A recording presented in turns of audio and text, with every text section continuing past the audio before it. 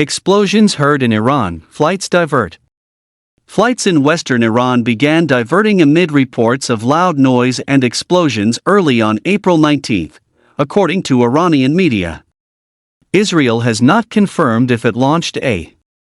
Soon after, the Australian government issued a warning for any of its citizens in Israel or occupied Palestinian territories to depart as soon as possible, citing a high threat of military reprisals and terrorist attacks against Israel and Israeli interests across the region. The country's Foreign Affairs Department stated that due to military attacks that may close the airspace, Tel Aviv's Ben Gurion International Airport may pause operations due to heightened security concerns at any time and at short notice. At least one U.S. media outlet has quoted an anonymous U.S. official apparently confirming that Israel carried out a strike in Iran. When contacted by the Epoch Times for further information, the Pentagon said, "We do not have anything to offer at this time." Israel has not confirmed whether it launched an attack. The Epoch Times has contacted Israel's military for comment.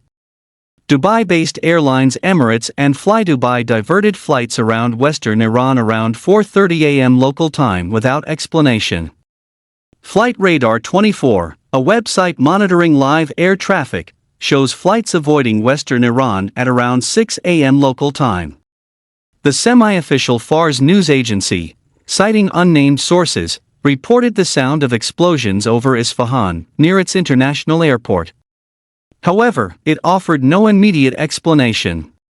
Isfahan is home to a significant airbase for the Iranian military, as well as sites linked to its nuclear program.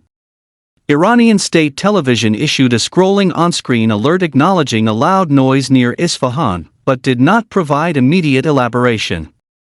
The incident unfolds against the backdrop of heightened tensions in the Middle East following Iran's unprecedented missile and drone attack on Israel on April 13.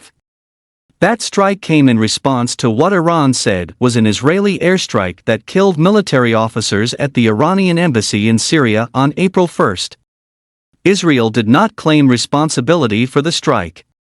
Prior to news of explosions heard in Iran, Iranian Foreign Minister Hossein Amir-Abdollahian, on the night of April 18, threatened Israel with an immediate and maximum response if it took any military action against Iran. In case the Israeli regime embarks on adventurism again and takes action against the interests of Iran, the next response from us will be immediate and at a maximum level, Mr. Amir-Abdollahian told CNN. Mr. Amir-Abdollahian said that Iran had told the White House that if the Israeli regime commits the great error once again our response will be decisive, definitive and regretful for them. On April 17, Israeli Prime Minister Benjamin Netanyahu announced that his country would make its own decisions about how to protect itself, disregarding the calls for restraint from some Western countries. This statement was made in response to the Iranian missile and drone attacks, which were largely intercepted by Israel and the United States. "I want to make it clear, we will make our own decisions, and the State of Israel will do everything necessary to defend itself," Mr. Netanyahu told the foreign ministers of Germany and the United Kingdom.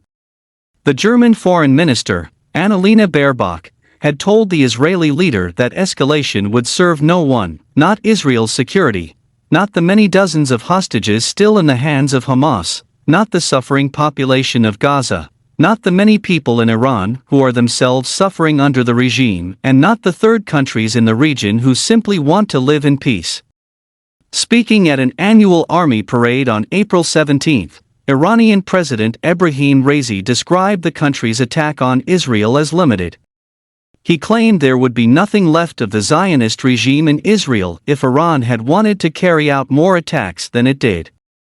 That is the time when the supporters of the Zionist regime will find out that their hidden power will not be able to do anything, Mr. Raisi said, according to a transcript published on his website. The Iranian leader warned of a further massive and harsh response should Israel invade Iran in any way. This is a developing story. The Associated Press contributed to this report.